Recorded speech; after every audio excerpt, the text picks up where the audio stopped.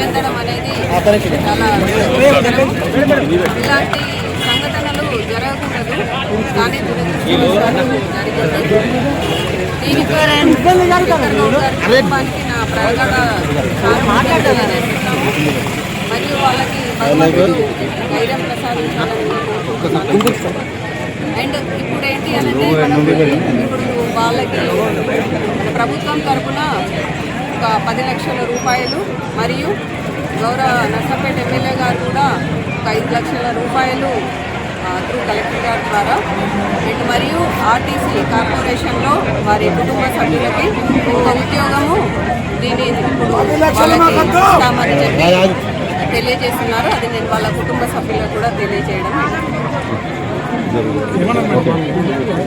వాళ్ళు దాన్ని సమ్మతంగానే ఉన్నట్టు కనిపించింది.